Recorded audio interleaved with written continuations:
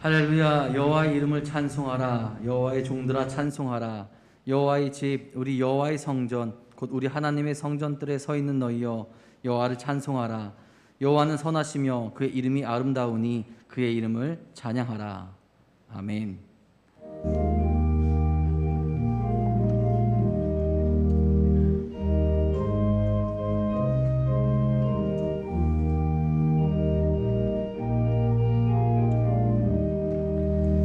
즐겁게 안식할 날 반갑고 좋은 날 내 마음을 경계하니 즐겁고 기쁜 날 이날에 천한 만민 하고자 앞에서 참되신 삼위일체 다 찬송 부르네.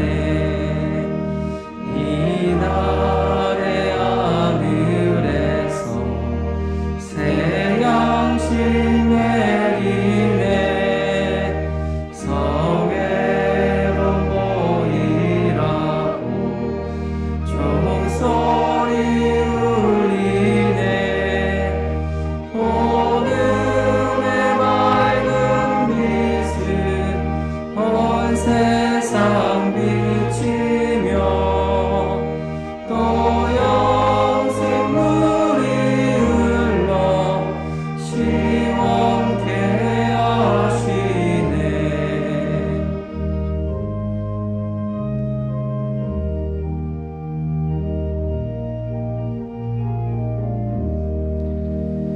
이 주일 지킴으로 새 은혜 입어서 영원히 쉬는 곳에 다 올라갑시다.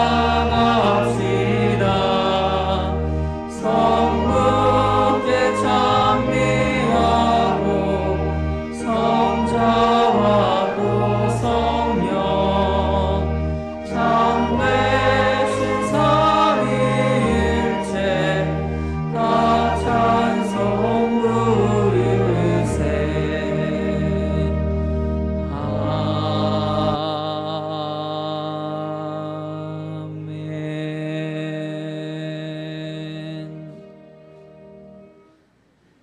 이는 곧 너희의 하나님 여호와께서 너에게 가르치라고 명하신 명령과 규례와 법도라.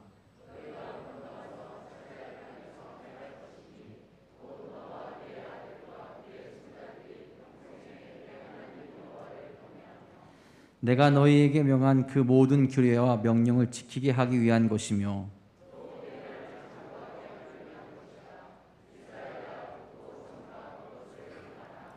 그리하면 내가 복을 받고 내 조상들의 하나님 여호와께서 내게 허락하심 같이 이스라엘아 들으라. 우리 하나님 여호와는 오직 유일한 여호와이시니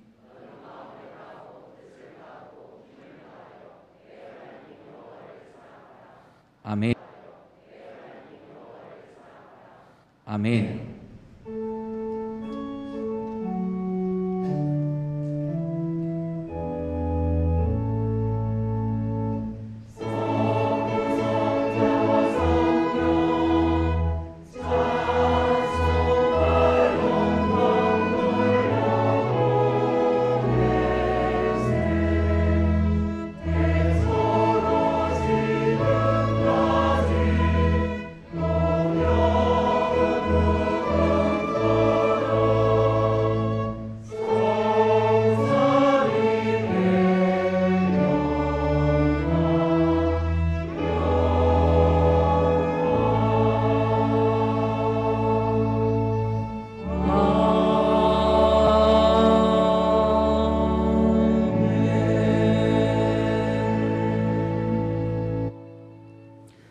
전능하사 천지를 만드신 하나님 아버지를 내가 믿사오며 그 외아들 우리 주 예수 그리스도를 믿사오니 이는 성령으로 잉태하사 동정녀 마리아에게 나시고 본디오 빌라도에게 고난을 받으사 십자가에 못 박혀 죽으시고 장사한 지 사흘 만에 죽은 자 가운데서 다시 살아나시며 하늘에 오르사 전능하신 하나님 우편에 앉아 계시다가 저희로서 산 자와 죽은 자를 심판하러 오시리라. 성령을 믿사오며 거룩한 공예와 성도가 서로 교통하는 것과 죄를 사하여 주시는 것과 몸이 다시 사는 것과 영원히 사는 것을 믿사옵나이다. 아멘.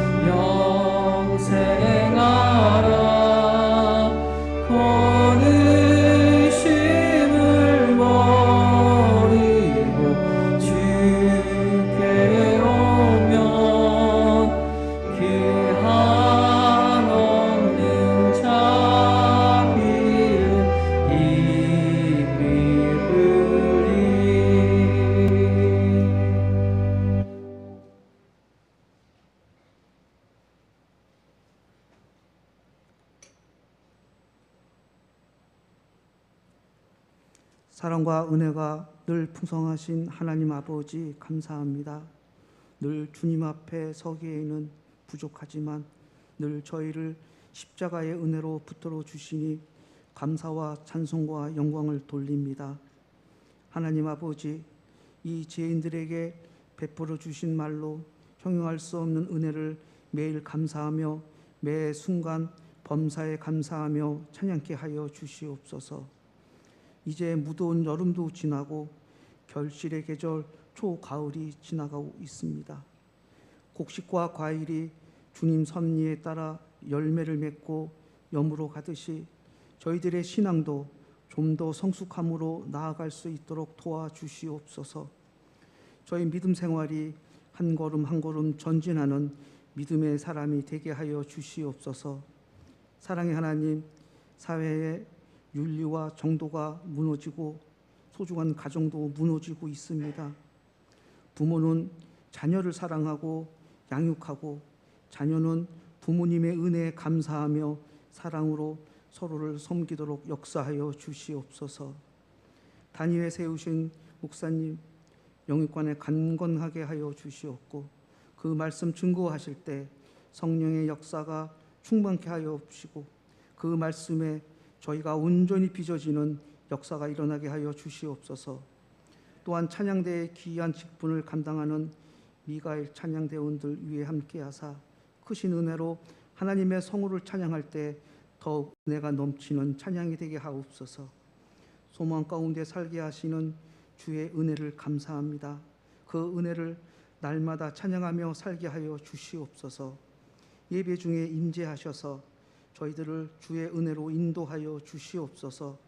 이 모든 말씀 예수님의 이름으로 기도드립니다. 아멘.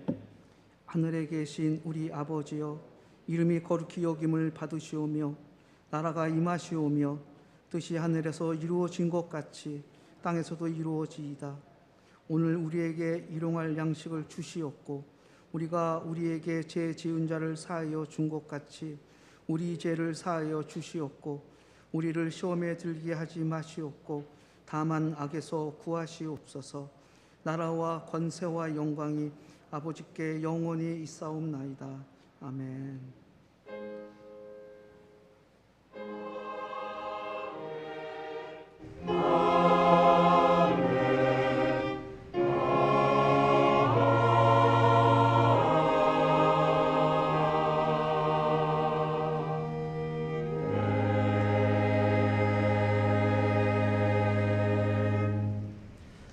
교회 소식 전해드리겠습니다. 오늘은 기독교 교육진흥주일로 함께 기억하며 예배합니다. 오늘 오후 예배는 1시 30분에 성경 아카데미로 함께 모입니다. 내년 교회 창신 40주년을 준비하며 전교인 성경 필사를 진행합니다. 우리 2층 게시판과 온라인으로 오늘까지 신청해 주시면 되고요.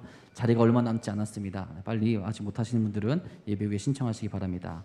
신청하신 분들은 필사 안내서와 용지를 사무실 앞에 책상에 놓여져 있으니 가져가시면서 표시해 주시길 부탁드리겠습니다. 한 영혼을 살리는 수요 전도대 활동이 다시 시작됩니다. 전도의 열정을 가지고 있는 분들 우리 많은 참여 부탁드리겠습니다. 접수비 문의는 오늘까지 사무실 또는 저에게 해주시면 됩니다. 전도대 활동은 매주 수요일 예배 후에 활동하도록 하겠습니다. 첫 모임은 이번 주 수요일 예배 후에 새가족실에서 모이도록 하겠습니다. 성북지방 평신도 성경학교가 10월 11일부터 14일까지 보문제일교회에서 진행됩니다. 다음 주에까지 참여하실 분들은 사무실로 신청해 주시기 바랍니다. 축구선교회 모임이 다음 주일 오후 6시에 서경대학교 풋살장에서 있습니다. 우리 아무나 다 오셔도 되니까요. 함께 참여하시면서 또 은혜의 시간 또 교제의 시간 되기를 부탁드립니다. 이외의 교회 소식은 주보를 참고하시기 바랍니다. 오늘 이 시간 우리에게 주신 하나님의 말씀은 다니엘 5장 22절에서 31절까지의 말씀입니다. 페이지는 구약성경 1242페이지에 있습니다. 다 함께 일어나셔서 하나님의 말씀을 한 목소리로 받들어 읽도록 하겠습니다.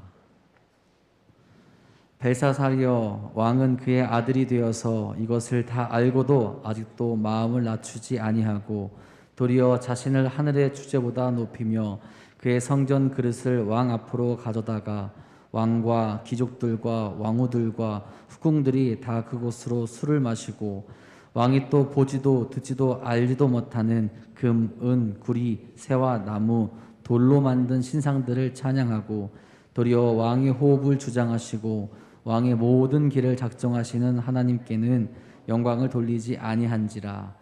이러므로 그의 앞에서 이 손가락이 나와서 이 길을 기록하였나이다. 기록된 글자는 이것이니 곧 메네 메네 데겔 우바르시니라. 그 글을 해석하건대 메네는 하나님이 이미 왕의 나라의 시대를 세워서 그것을 끝나게 하셨다 함이요, 데겔은 왕을 저울에 달아보니 부족함이 보였다 함이요, 베레스는 왕의 나라가 나뉘어서 메대와 바사 사람에게 준 바 되었다 함이니이다 하니, 이에 벨사살이 명하여 그들이 다니엘에게 자주색 옷을 입히게 하며 금사슬을 그의 목에 걸어주고 그를 위하여 조서를 내려 나라의 셋째 통치자로 삼으니라. 그날 밤에 갈대아 왕 벨사살이 죽임을 당하였고 메대 사람 다리오가 나라를 얻었는데 그때 다리오는 62세였더라. 아멘.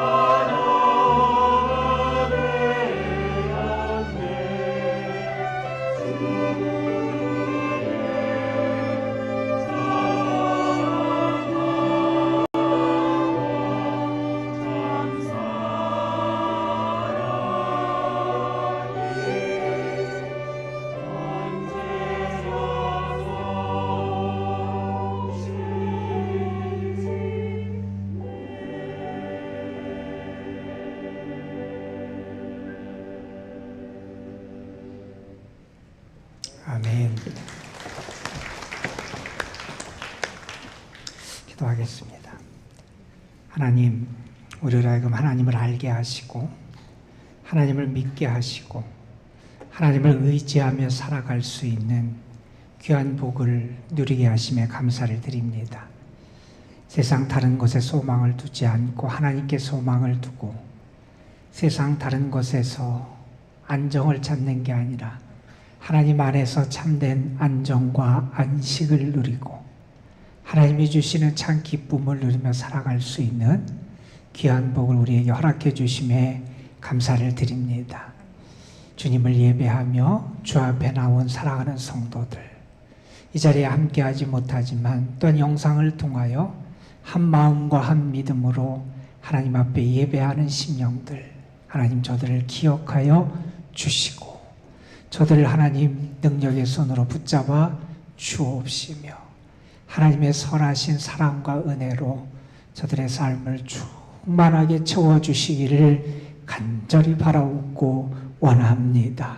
예배를 드리며 우리의 심령이 주님의 은혜로 채워지고 주의 사랑으로 채워지고 성령의 권능으로 채워지는 귀한 역사가 나타나게 하여 주옵시며 예배를 드리며 인생의 무거운 짐에 허덕이던 인생이 그 짐에서 자유함을 얻는 복도 나타나게 하여 주시고 어둡고 답답하고 캄캄했던 인생에 하나님의 은혜와 축복의 빛이 비춰지는 역사가 나타나게 하여 주옵소서. 아버지 하나님, 우리의 힘으로는 우리 앞에 있는 대적도, 우리 앞에 있는 산도, 우리 앞에 있는 벽도 넘을 수 없는 것이 우리의 연약함임을 고백합니다. 하나님 우리를 도우시고 우리와 함께 해주시고 은혜를 주셔서 하나님이 주시는 힘으로 어둠의 권세도 이기게 하시고 세상의 죄악과 유혹도 이기게 하여 주시고 우리 앞에 있는 장애와 어려움과 환난도 이겨낼 수 있는 저희들이 되게 하여 주옵소서. 믿음으로 살아가게 하시고 참 믿음으로 승리할 수 있도록 은혜의 은혜를 더하여 주옵소서. 예배의 자리에서 그 믿음이 채워지는 역사가 있게 하여 주시고 예배의 자리에서 우리의 믿음이 새로워지는 귀한 복을 누리게 하여 주시고 예배를 드리며 우리의 심령이 새로워지는 귀한 역사를 경험케 하여 주옵소서. 하나님의 말씀을 전하고 듣습니다. 하나님 부족한 것을 가려주시고 하나님의 은혜의 도구로만 사용하여 주옵시며 사랑하는 성도들이 말씀을 통하여 하나님을 만나고 경험하는 귀한 복을 누리게 하여 주옵소서. 우리 구주 예수 그리스도의 이름으로 기도드리옵나이다. 아멘. 우리가 간혹 하는 말 가운데 끝이 아름다운 게 중요하다 하는 말을 우리는 곧잘 하곤 합니다. 시작을 잘하는 것도 중요하지요. 하지만 더 중요한 것은 마무리를 잘하는 걸 겁니다. 잘 마무리하고 정리할 수 있는 게 지혜고요. 끝을 아름답게 만들 수 있는 것이 지혜의 삶이다. 이렇게 표현할 수 있을 겁니다. 성경을 보면 그 인생이 아름답게 끝나는 인생도 있고요. 그 인생의 마지막이 아름답지 못한 결과를 맺는 그러한 인생들도 있음을 우리가 알게 되지요. 우리가 간혹 장례식장에 가면서 그런 느낌을 갖게 됩니다. 인생의 마지막을 어떻게 내가 꾸며야 될까? 내 인생의 마지막이 정말 아름다워야 되겠다 하는 생각을 우리는 하곤 합니다. 그런데 우리가 무언가 마지막을 아름답게 하고 끝을 귀하게 만들기 위해서는 누군가의 섬김이 있어야 되고요. 또한 희생과 수고가 있어야 한다 하는 사실도 우리는 잊어서는 안 될 겁니다. 쉘 실버스타인이라고 하는 작가의 아주 유명한 작품이 있습니다. 아이들도 잘 아는 작품인데 아낌없이 주는 나무. 여러분 아마 들어보셨을 거예요.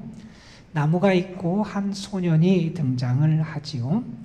그 소년은 그 나무 곁에서 행복했어요. 나무의 이파리로 왕관을 만들어 쓰기도 하고 나무에서 그네도 타고 나무 열매도 먹고 나무 그늘에서 쉬기도 하고 나무를 사랑하고 나무도 그 소년을 사랑하고 그래서 행복한 시간을 보내게 됩니다. 소년이 나이가 들면서 나무를 찾는 횟수가 줄어들게 되고요. 그러던 어느 날 소년이 찾아왔는데 소년이 돈이 필요한 거예요. 그 모습에 안타까웠던 나무는 자기의 열매를 줘서 그 열매로 돈을 얻게 하지요. 또 얼마의 시간이 지나서 소년이 찾아왔는데 이번에는 소년이 그 보금자리가 필요하다는 거예요. 나무는 자기의 가지를 베어다가 가져가서 보금자리를 만들게 하지요. 소년이 그 나무의 가지를 베어갑니다. 그래도 그 나무는 행복했어요. 소년과의 만남과 교제와 그 삶이 행복했던 거지요. 이제 그 소년이 노인이 되었고 그 나무도 더 이상 소년에게 줄 것이 없었습니다. 노인이 되어서 나무를 찾아온 그 소년이 쉼터가 필요하다 그럽니다. 그때 나무는 가지가 잘리고 이제 밑동만 남은 자기 그 밑동에 그 노인된 그 소년을 앉게 해서 쉬게 하지요. 그러면서 나무는 행복해 합니다. 그 소년도 행복해 하지요. 그 나무에 아낌없이 주는 사랑, 헌신이 그 소년을 살게 하고 행복하게 만들었다 하는 사실 우리가 기억해야 되죠. 우리가 이 모습을 보면서 우리 앞선 세대, 우리 윗세대의 책임과 우리의 사명에 대해서도 좀 생각해 보게 되는 것 같아요.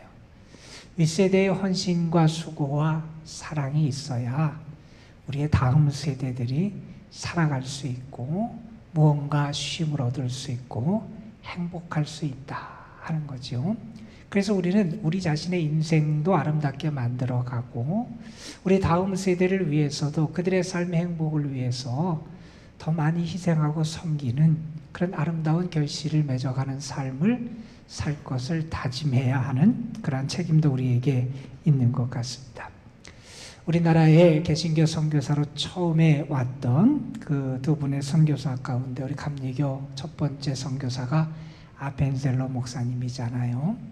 아펜셀러 목사님이 우리나라에서 복음을 전하는 사역을 하다가 한 번은 회의가 있어서 배를 타고 이동할 때입니다. 그 해가 1902년이었고 그날이 6월 11일로 기록에 나와요. 군산 앞바다를 배를 타고 지나가고 있는데 그 배에 사고가 난 겁니다. 선박이 부딪힌 거예요.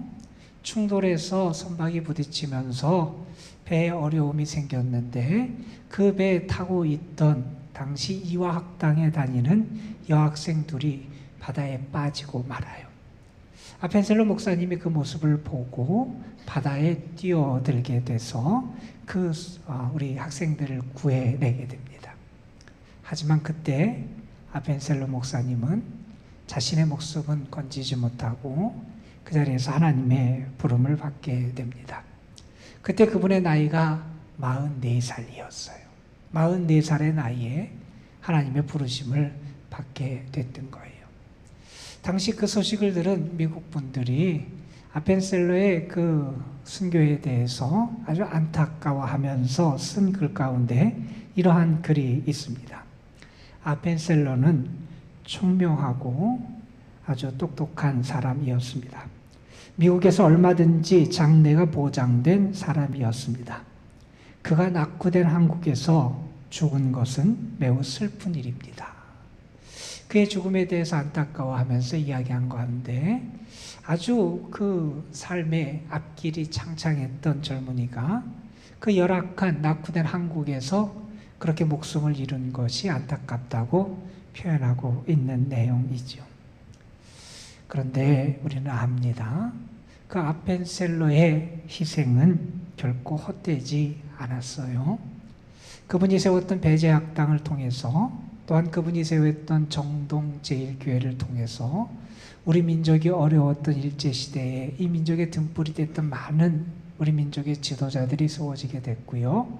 또한 그 아펜셀러 목사님의 세 자녀가 우리나라를 위한 선교사로서의 사명을 감당하게 하는 밑거름이 되기도 했습니다. 우리 기독교 신앙은 그렇습니다. 내가 살고자 하면 죽어요. 그런데 죽고자 하면 사는 게 우리 기독교 신앙이에요. 한 알의 밀알이 땅에 떨어져 죽고 썩으면 결실을 맺어요. 그런데 죽지 않으면 결실을 맺지 못하게 되는 겁니다. 여러분, 이 아낌없이 주는 나무나 이 아펜셀러 목사님의 이야기는 우리에게 그 끝이 아름다운 인생의 모습이 얼마나 귀한지를 보여주는 그러한 이야기 같습니다.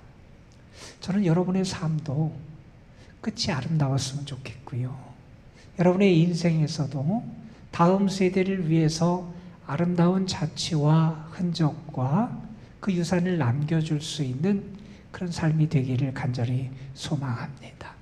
오늘은 우리가 신앙생활을 우리 감리교회에서 기독교 교육진흥주일로 정하여 지키는 그러한 날입니다. 우리 교회 안에서 자라고 있는 다음 세대를 축복하는 날이에요. 그들의 삶에 하나님의 은혜와 사랑이 임하기를 위해서 축복하는 날이고요. 우리 앞선 세대로서 우리가 무엇을 행해야 될지 우리의 책임에 대해서 다시 우리가 숙고하며 기도하는 날이기도 하고요. 그리고 오늘은 특별히 우리가 그 일을 위해서 앞에서 수고하고 있는 교사들을 축복하고 격려하며 그들을 위해서 기도하는 그런 날이기도 합니다. 저는 함께 그렇게 기도해 줬으면 좋겠습니다, 여러분. 그 일을 위해서 앞에서 수고할 우리 교사들의 헌신과 수고와 희생이 아름다운 열매를 맺게 되도록 여러분이 기도해 주셨으면 좋겠고요. 그들로 인하여 우리 다음 세대들이 선한 영향력을 갖게 되고 아름다운 믿음의 발자취를 닮아갈 수 있는 정말 교사들의 삶이 그 아름다운 결실을 맺는 삶이 될 수 있도록 여러분이 함께 기도해 주시기를 부탁을 드립니다. 저는 여러분의 삶이 귀하게 세워지고 하나님께 인정받는 축복된 삶이 되기를 주님의 이름으로 축원합니다, 여러분. 자, 그런데 오늘 우리가 본문으로 택한 다니엘 5장에 보면 끝이 아름답지 못한 한 모습이 등장을 해요. 벨사살이라고 하는 바벨론 왕이 등장을 하는데 그 왕의 마지막에 대한 이야기고요. 그렇게 강력했던 바벨론 제국의 마지막에 대한 이야기를 전하는 것이 이 다니엘 5장의 말씀이에요. 벨사살 왕이 어느 날 큰 잔치를 엽니다. 그 잔치의 규모가 얼마나 됐냐 하면 그 잔치에 초대받아서 온 귀족들의 숫자가 1000명이 넘는 잔치였어요. 정말 어마어마한 사람들이 모여서 잔치를 벌이는 큰 잔치가 열려지게 됐는데 그 잔치는 그 나라의 마지막 잔치였고 그 왕의 마지막 잔치였고 그런데 끝이 아름다운 잔치가 아니라 끝이 아름답지 못하는 정말 하나님의 심판으로 끝나는 그러한 잔치가 벌어지고 있음을 우리에게 보여주는 게 이 다니엘 5장의 말씀이에요. 주전 539년으로 우리가 추정할 수 있는데 주전 539년 10월의 어느 날 바벨론의 벨사살이라고 하는 왕이 큰 잔치를 벌여서 많은 사람을 왕궁에 불러들이고 거기서 흥겹게 먹고 마시는 시간을 보내게 됩니다. 자, 그런데 그 당시의 상황이 어떤 상황이냐면 세상적으로 볼 때는 잔치를 할 수 없는 상황이에요. 왜냐하면 메대 바사의 대적이 쳐들어와서 그 바벨론 도성을 에워싸고 있어요. 여러분, 밖에 그 도성에 적군이 쳐들어와서 도성을 포위하고 에워싸고 있는데 그 도성 안에서 왕과 귀족들이 모여서 잔치를 벌이고 있는 거예요. 아니, 그렇게 대적이 쳐들어오면 빨리 전쟁 준비를 하고 나가서 싸울 준비를 하고 어떻게 대적을 무찌를까 이런 생각을 해야 되는 그때 이 벨사살 왕이 잔치를 벌이고 있는 거예요. 그가 왜 잔치를 벌였을까? 우리는 이렇게 생각해 볼 수 있을 겁니다. 벨사살은 자신이 있었어요. 자기 나라 얼마나 강한지, 자기의 세력과 힘이 얼마나 강한지, 자기가 살고 있는 이 성읍이 얼마나 견고한지에 대한 자신감과 확신이 있었어요. 자기가 세계를 호령하는 그러한 지위에 있었거든요. 강한 제국을 다스리는 왕이었거든요. 자기에게는 강한 군사들이 있었거든요. 아무리 대적이 쳐들어와도 그들이 자기를 점령하고 이기지 못할 거라고 하는 확신이 있었습니다. 당시의 고고학적인 그러한 그 연구에 의하면 그 바벨론 성읍이 아주 견고했다는 그런 이야기들 합니다. 그렇게 생각했을 거예요. 아무리 대적이 쳐들어와도 그들이 어떻게 이 견고한 성읍을 무너뜨리고 우리를 이길 수 있을까? 그렇게 못할 거라는 거예요. 자신감이 있었어요. 우리는 안전할 거다. 내 왕국은 안전할 거다. 우리는 영원할 거다. 아무리 사람들이 불안해하고 걱정을 해도 그 불안해하고 걱정하는 백성들에게 자신의 왕권, 자신의 궁정, 그 도성이 견고한 것임을 그리고 보여주기 위해서라도 그런 큰 잔치를 벌여서 사람들을 안심시키려고 했던 겁니다. 자, 그 잔치가 벌어지고 있는 그 자리에서 큰 죄악의 모습들이 나타나게 돼요.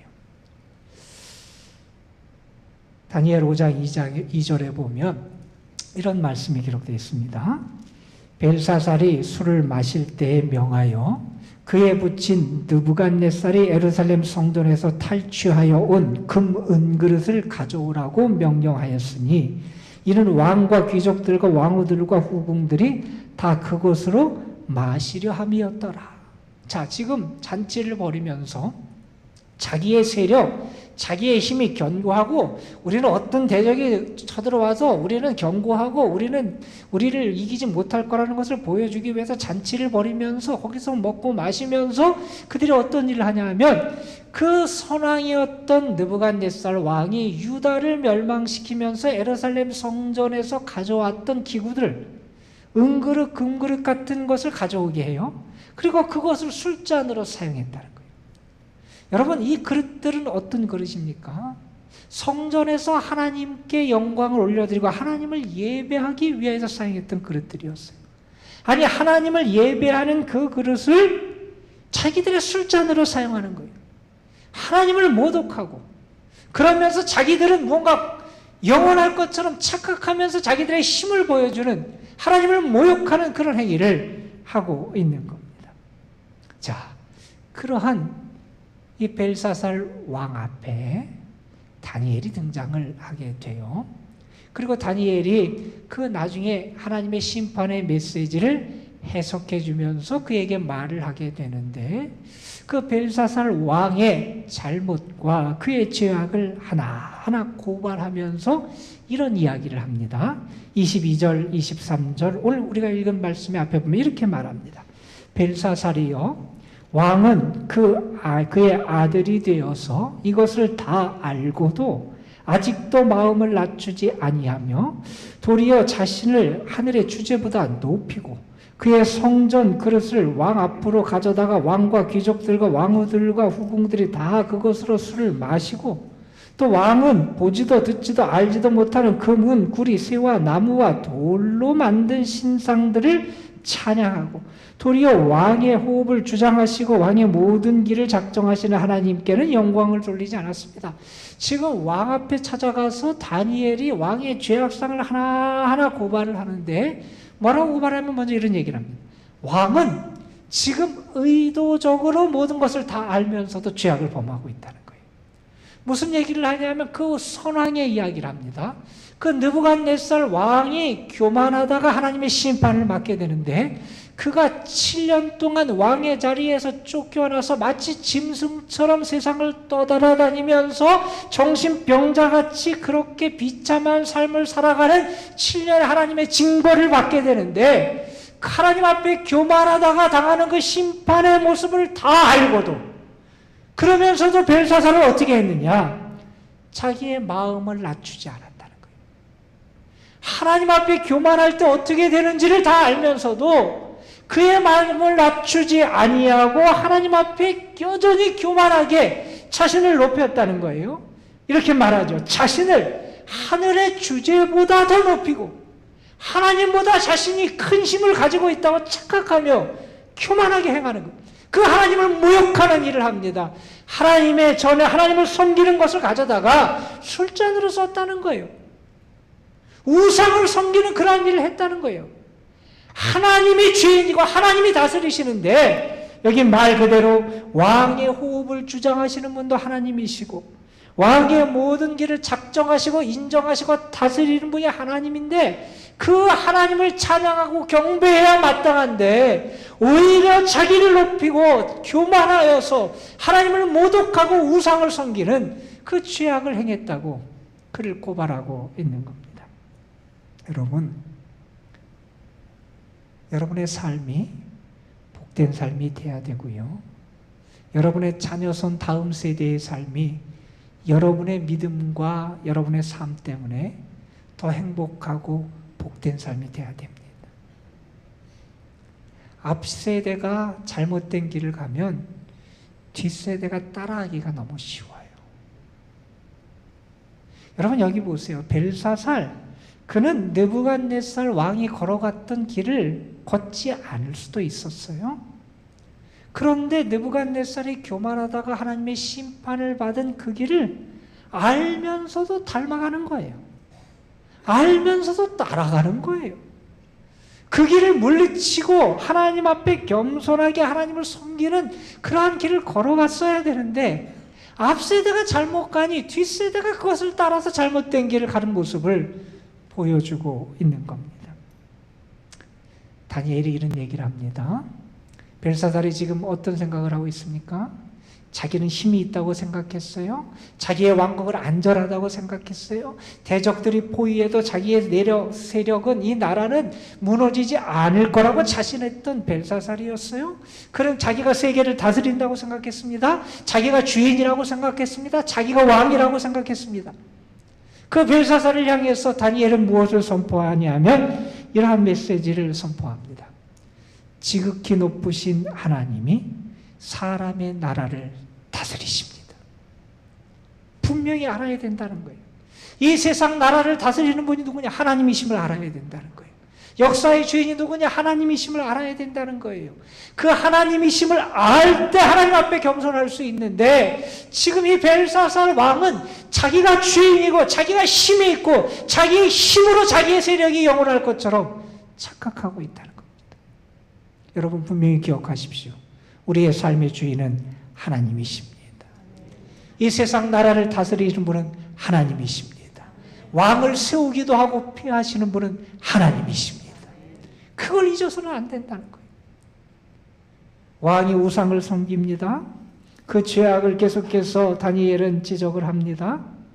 그리고 그러한 그에게 하나님의 심판의 메시지가 나타나게 되는데, 아주 놀라운 방식으로 나타나게 돼요. 지금 왕궁에 모여서 대적이 에워쌌음에도 불구하고 자기네들은 망하지 않을 것처럼 생각해서 흥겨운 잔치를 벌이고 있는 그들, 하나님을 모욕하고 하나님의 이름을 모욕하고 하나님을 경배하지 않는 그들을 향해서 하나님의 심판의 메시지가 나타나는데, 어떻게 나타나냐면 갑자기 그 벽에, 왕궁 촛대가 있는 그 맞은편 벽에, 그 석회벽에 손가락이 나타나서 거기에 글씨를 쓰는 거예요. 놀라죠? 사람들이 기겁을 합니다. 더군다나 그 모습이 무언가 불길한 징조를 나타내는 것 같아서 사람들이 더 불안해합니다. 깜짝 놀랍니다.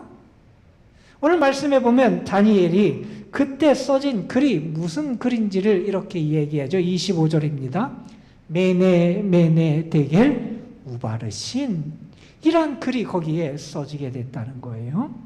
자, 왕도 불안해했고 그 잔치에 참여했던 많은 이들이 놀랍니다. 그러나 왕도, 거기에 있는 그 누구도 그 말이 무엇을 의미하는지 해석해내지 못하고 있었습니다. 그때 하나님의 사람 다니엘이 등장해서 그 글을 해석해주는 말씀이 오늘 말씀이에요. 다니엘은 그 말을 해석해줘요. 그 말은 사실은 아람어로 써 있어요. 히브리어나 아람어나 원래 모음이 없어요. 자음으로만 이루어져 있는데 아람어 자음으로 써 있는 그 글이에요. 메네 이 데겔 우바르신이라는 이 단어가 아람어 글인데 그것을 해석해 줍니다. 말의 뜻은 이런 겁니다.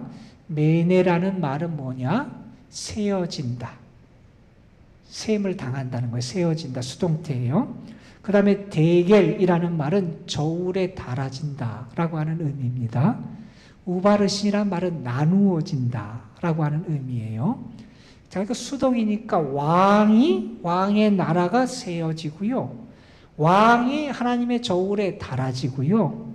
그 다음에 왕의 나라가 나누어진다. 이것을 말하는 거예요. 누가 나누냐? 하나님이 나누신다는 거예요. 하나님이 세시고요. 하나님이 저울에 달아보시고요. 하나님이 나누신다 하는 것을 나타내는데, 그것을 다니엘은 그 벨사살 왕에게 좀 더 자세하게 이렇게 설명을 하십니다. 26절 이하의 말씀입니다.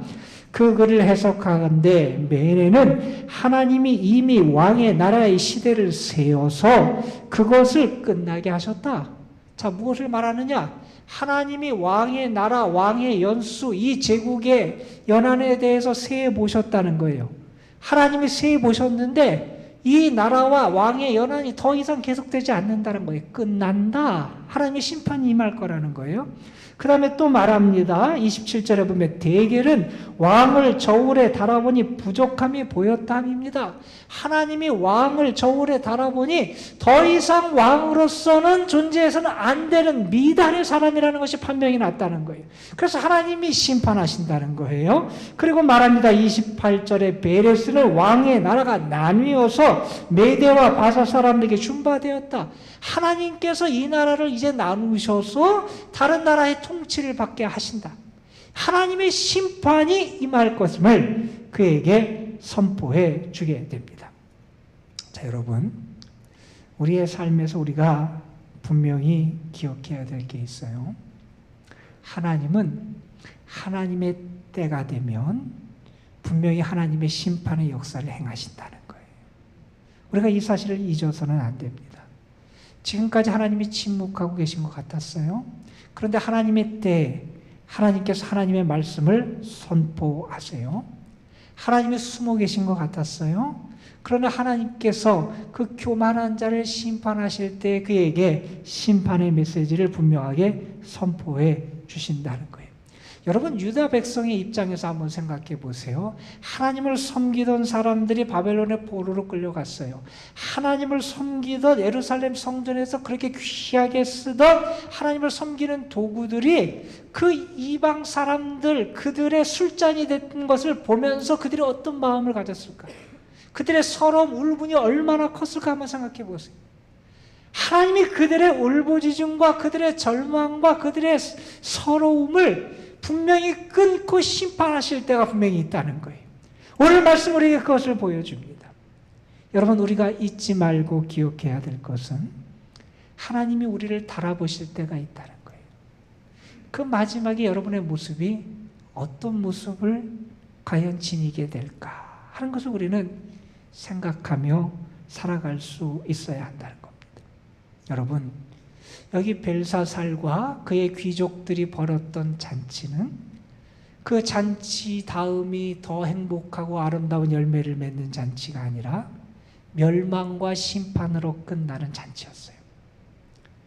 오늘 말씀 30절 31절에 보면 뭐라고 말하냐면 바로 그날 밤에 갈대아 왕 벨사살, 바벨론 왕 벨사상이 죽임을 당해요.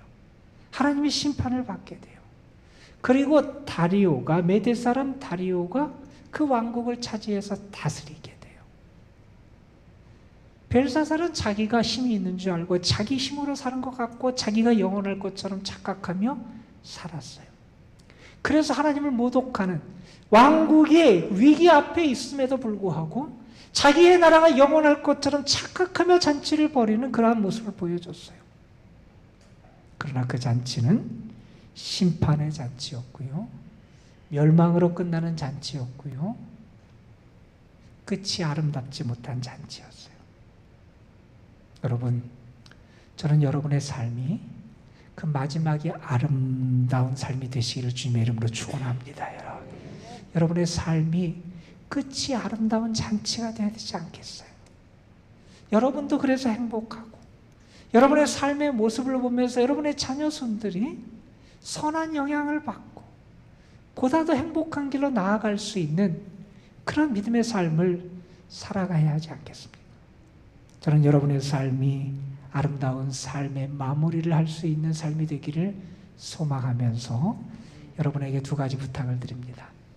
우리가 끝을 아름답게 하고 나의 삶을 아름답게 마치려면 우리가 분명히 기억하며 살아가야 될 게 있어요. 첫 번째는 뭐냐 하면 하나님이 나를 다스리신다. 주권은 하나님께 있고 하나님이 나를 통치하신다 하는 것을 여러분이 분명히 기억하면서 하십시오.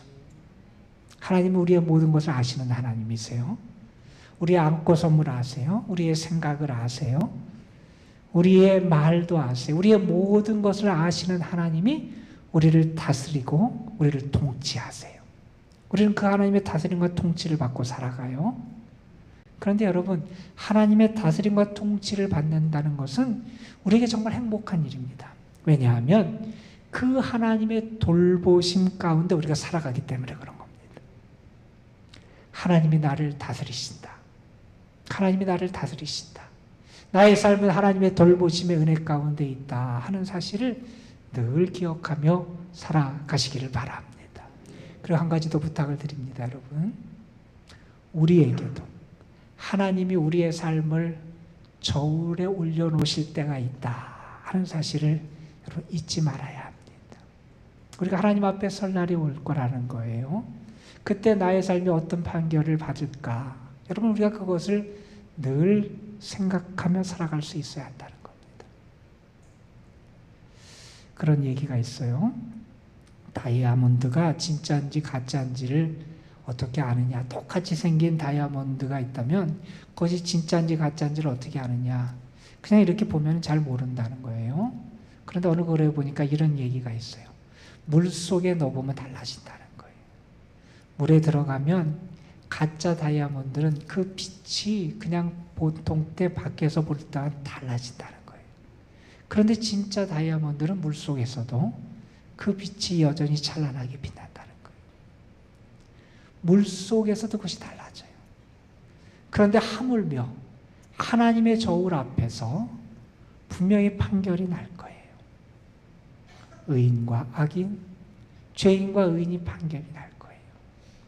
저는 여러분이 하나님 앞에서 의인으로 인정받고 여러분의 삶이 하나님이 귀하게 여기시는 복된 삶이 되시기를 주님의 이름으로 축복합니다. 여러분 때문에 여러분이 자신뿐만 아니라 여러분의 다음 세대들도 여러분을 통하여 선한 영향을 받는 은혜가 여러분에게 그리고 우리 교회에 있기를 주님의 이름으로 축원합니다. 기도하시겠습니다. 아버지 하나님, 벨사살 왕은 나라가 대적의 침입을 받는 때에도 자기가 힘이 있고 자기가 다스리고 자기가 모든 것을 주관하고 자신의 왕국이 영원할 것처럼 착각하며 교만했습니다. 하나님 앞에서 자신을 낮춰야 되는데 자신을 낮추지 않고 하나님보다 자신을 더 높게 여기고 하나님을 모독하는 죄를 범하고 우상을 섬기며 모든 것의 주인 되시는 하나님을 멸시하는 일을 행했습니다. 그의 나라가 영원하고 그의 잔치가 영원할 것처럼 생각했지만 그의 나라는 곧 망하게 되고 그 잔치는 하나님의 심판이 임하는 잔치가 되고 말았습니다. 아버지 하나님, 우리에게 지혜를 주셔서 바른 믿음으로 살 수 있도록 우리를 인도해 주시고 우리의 삶이 정말 그 끝도 아름답고 하나님이 존귀하게 인정하시는 삶이 될 수 있도록 인도하여 주옵소서.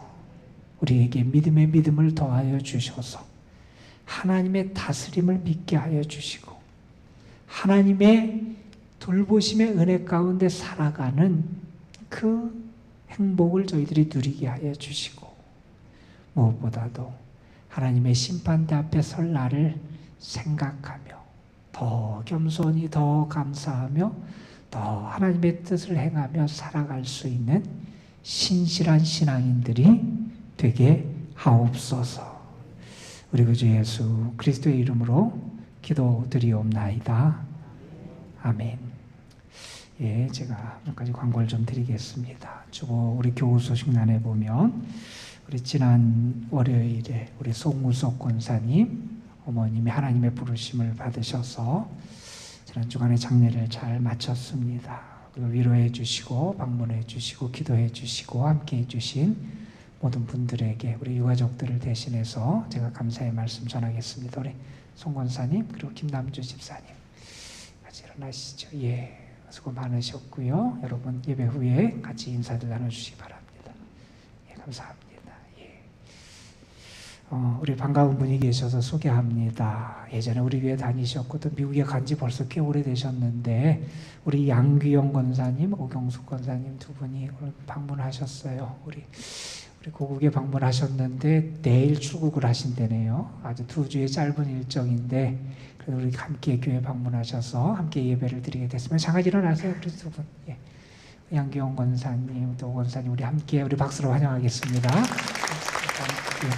감사합니다.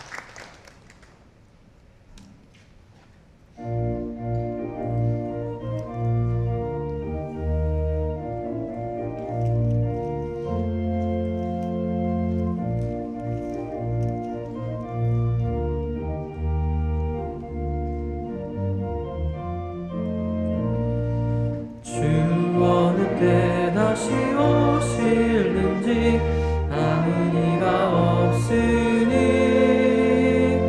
등 밝히고 너는 깨어있어 주를 안겨 맞으라.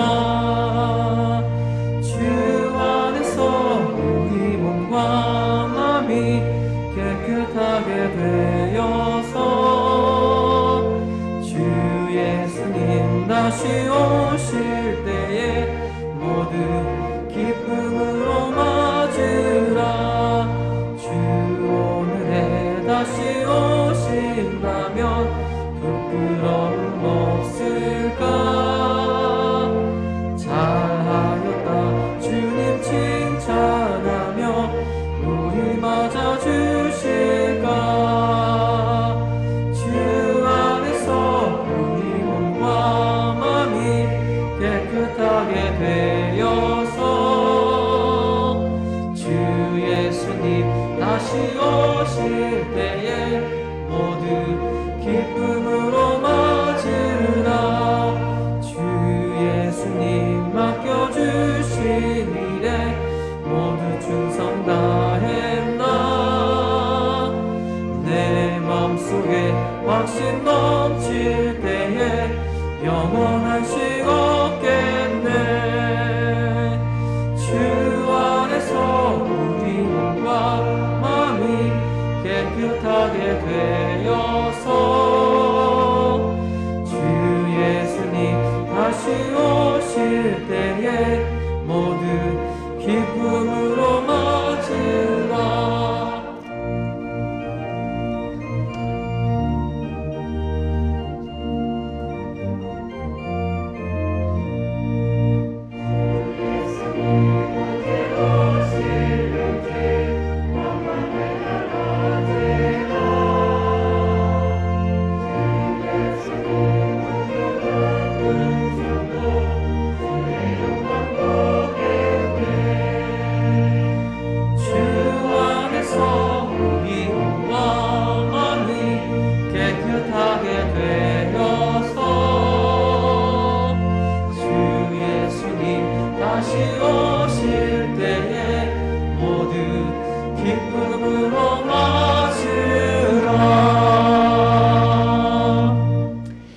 예배를 마치고 우리의 삶의 자리로 나아갑니다. 주님, 위로가 필요한 이들에게 하늘의 위로를 더하시고 능력이 필요한 자들에게 하나님 새 힘과 성령의 권능을 더하여 주옵소서. 우리에게 하나님의 은혜가 함께 하셔서 이 세상 가운데 믿음으로 승리하는 주님의 자녀들 되게 하여 주시고 주와 함께 살아감이 나의 기쁨이고 행복이라고 고백하며 감사하며 살아갈 수 있도록 은혜의 은혜를 더하여 주옵소서. 아버지 하나님, 슬픔 당한 가정에 하나님께서 참 소망과 위로를 더하여 주시고 이렇게 귀한 만남을 허락하신 하나님, 또한 우리 양 권사님, 오 권사님, 주님의 은혜 가운데 행복한 만남, 반가운 만남을 갖게 하신 것 감사합니다. 귀한 가정이 복되게 하여 주시고 외국에서의 생활 모든 것이 하나님이 다스리고 인도하시는 삶이 되게 하여 주옵소서. 이 시간 우리가 하나님 앞에 믿음과 감사함을 담아 귀한 예물을 드리오니 11조, 주일헌금, 감사헌금, 특별헌금 등 우리들이 드리는 예물이 하나님의 기쁨이 되게 하여 주시고 예물 바친 손길들 위에 하나님이 넘치는 은혜와 복을 더하여 주옵소서. 이제는 우리 구주 예수 그리스도의 구원의 은혜와 아버지 하나님의 극진하신 사랑하심과 오늘도 우리 가운데 계셔서 우리로 하여금 하나님을 나의 주인으로 인정하고 하나님의 돌보심의 은혜에 감사하며 겸손하게 하나님의 뜻을 행하며 살아갈 수 있도록 우리를 깨우치고 인도하는 성령의 역사하심이 사랑하는 성도들, 저들의 가정과 삶 위에 특별히 우리 교회에서 자라고 있는 우리 다음 세대들의 미래 위에 하나님의 거룩한 도남동 재단 그리고 이 나라 이 민족 위에 이제로부터 영원토록 함께 하시기를 우리 구주 예수 그리스도의 이름으로 간절히 축원하옵나이다. 아멘.